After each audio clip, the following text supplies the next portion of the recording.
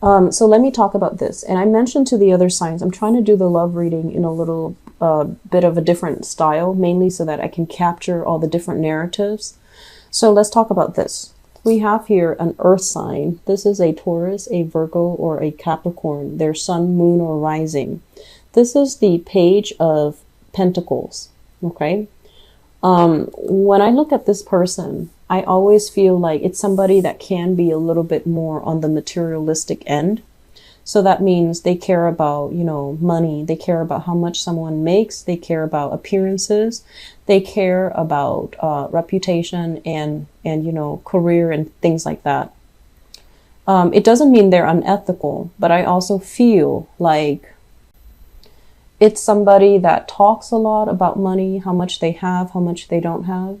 It's somebody who places a little bit too much emphasis on material things, security things. And I'm also feeling as well, their income, their spending always catches up with their income. So that means they can be making, 200,000 a year in whatever unit of currency that you're thinking of. They can be making like 200,000, which is a lot of money. And their lifestyle, their spending always catches up with them. So they're under the premise that, I'm never making enough money. And when you have conversations with them, it seems very, shallow. It seems like there isn't any depth to it, and it can seem a little bit superficial. Okay. And I feel like there is a big sense of misunderstanding between you and this person. You might feel like, oh, they're so materially, bound to, they're so materially focused. How can I have a relationship with this person? How can I even have, how can I have more soulful connection with this person? Because there's so much on the surface and I want something a little bit deeper. I want something a little bit more philosophical. So you have to also understand where you're coming from versus where they're coming from. They might have been in a place where, they've hit rock bottom financially. And so that's why they're so materially focused. And that's why they're also bringing that into their relationship. Whereas from your end, you're very, very innovative. You're ingenious when it comes to finding alternative ways of making money. You might also you might have also grown up in an environment where there was a lot of prosperity, a lot of wealth. And you never had to worry about financial resources the way this person does. And so if you're kind of faulting them for these things, you want to be a little bit careful, okay? Not everyone has the skills, the way that you do to kind of like cut ties and start over, or, hit bottom and then hit rock bottom financially and then bounce right back. So I do feel that, some people are just innately they're like this, but I feel like you're with somebody that you feel is a little bit too materialistic for your taste. And I also feel like there is very strong attraction as well. I'm sensing it's somebody who's very exotic. Usually when this Nine of Pentacles comes up, it's usually somebody who is of darker complexion. And it's somebody who is just, very, very worldly, very exotic. They dress really well. They look really stunning. They always look very clean and made up. And, they just dress really well. And so it could be some of you are with this person because you like the way that the two of you are seen together. You like as well the way that they look, or the way that they look when you're with them, or the way that other people look at you when you're with them. But altogether, this is, I'm sensing as well, it's a relationship that doesn't have a lot of substance. And I feel this is somebody that is new, emerging in your life. This is not somebody that, you've been dating for a long time. I do see a lot of independence between you and this person, where they're giving you the space to roam and to do things, and you like that. But on an innate level, there isn't enough emotional investment to really tie the two people together. Okay. So this is workplace romance. This is people admiring your skills, admiring your business acumen. and they're also admiring how hard you work. Okay, the Three of Pentacles is usually finance related. It's somebody that has a lot of skills, that is, you know, in a position where they're telling people, you should do this, you should do that. And I feel this is your energy, where you're telling people you're able to, I feel like, train people, or you're able to help people solve problems, and you're doing it in a very skilled and methodical manner. And as a result of it, somebody in your work environment is really admiring you. I feel like they're trying to keep their distance, and they're trying to be very professional, but you can look in their faces, and sometimes they look at you and you catch them looking at you. Well, they're interested. So we have some it could potentially blossom into romance, but you're purposely keeping things very platonic, which is very smart of you. I also feel you're not feeling that person. Okay, we have here the Three of Swords, which is basically not really feeling it, not feeling that flutter in your stomach, not feeling your heart beat when the person is around. But I feel like somebody is just admiring you, but it feels very unrequited from your end. Okay, so I do sense this is the month. In the month of November, they're going to make themselves known. They're going to say nice things about you. They're going to also possibly, I want to say, like, you know, throw in some nice compliments your way, or complimenting you to other people. And it's going to make you you're going to be made aware that they have, you know, romantic intentions for you. Whether or not you go ahead with it, I just don't feel like dabbling in office romance is a smart move.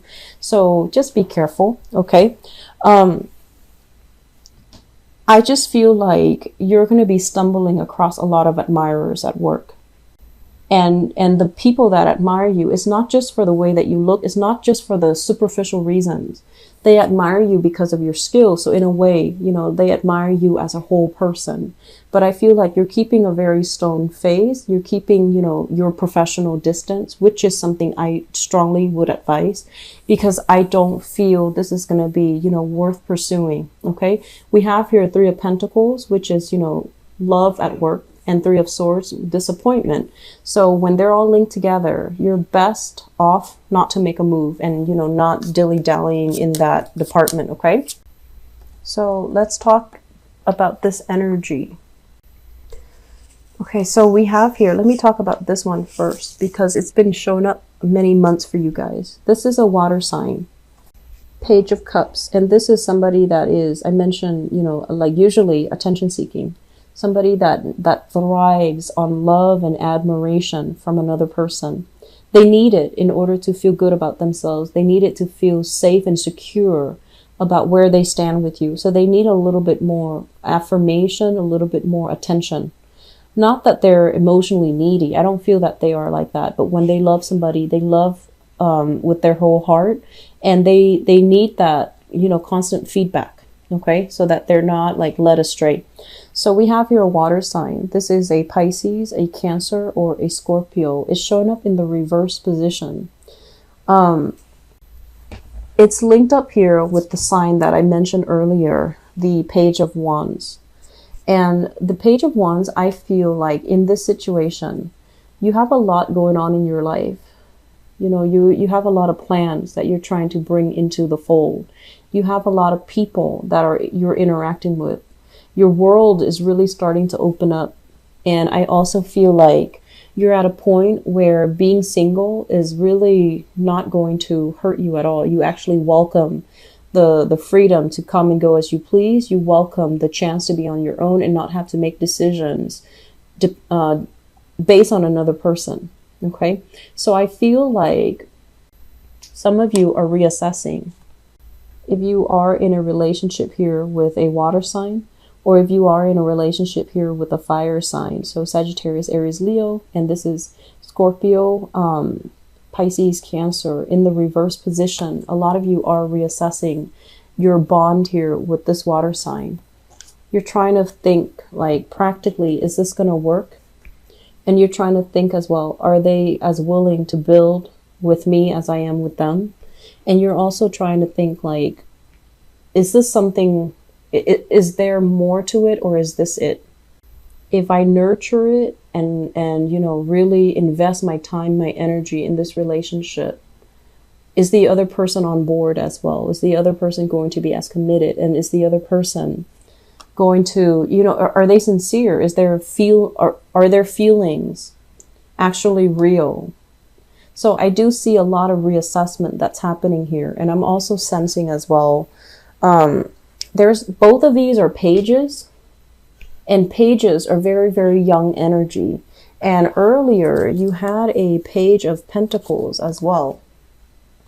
So if we were to look at this, it's almost like you're purposely dating people who are not ready for relationships. That's what it feels like to me. Mainly because it's lighthearted, it's non-committal, it can be very fun. And I'm also sensing many of you are shifting partners, you know, going on a date Monday with this person, Tuesday with another person, Wednesday with another person. And then you have a lot of admirers in your work environment. So you're trying to just, you know, be single, have your cake and eat it too. And that's fine. But at one point, you know, you're going to be feeling quite empty. So if you are right now dating and you're just going through, you know, the motion, just dating people and trying to figure out what sticks, I do feel this fire sign can be very good.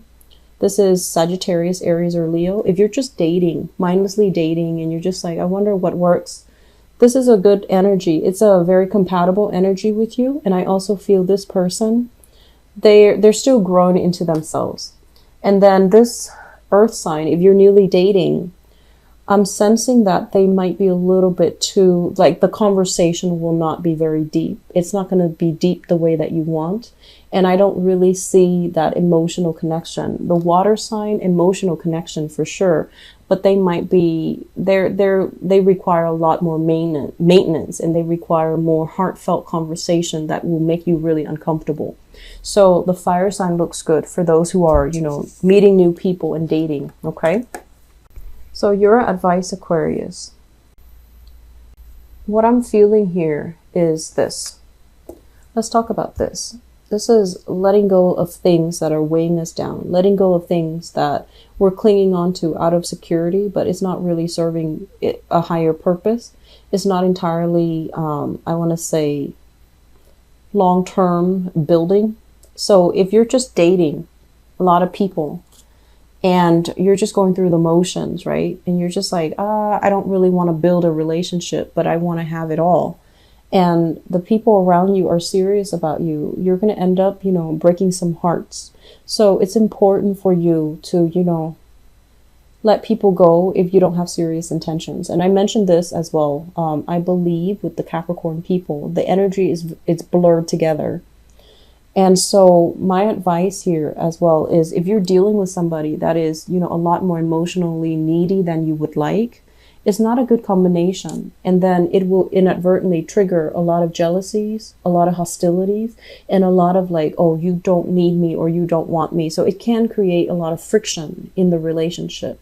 So aim for relationships that are a little bit more harmonious, a little bit more lighthearted, so that you don't end up, you know, repeating cycles. Because I mentioned before, when you love, you're capable of loving very, very, very deeply. But I also feel like, you know, everyone's your friend. So you feel like if I were to stop dating this person, I'm not going to be their friends anymore. And that would suck. So then you try to cling on to that relationship and it's not really going to be good. Okay. So if you are dabbling with multiple partners, you really want to reassess, you know, which one is viable. If none of them are viable, that's fine. Let them all go so that you can figure out something else. And then I'm also feeling if you're dealing with, you know, somebody with control issues, if you're hanging on to a relationship that doesn't really have a future as well, either because of control issues, wanting to make things work, and, you know, kind of like, I want to say rationalizing or lying to yourself that this is the one, that's also not going to serve its purpose. So, you know, try to release some things, okay? Release baggage, release excess energy, because holding on to it is really going to affect you. It's really going to eat up your time. It's going to get you all distracted.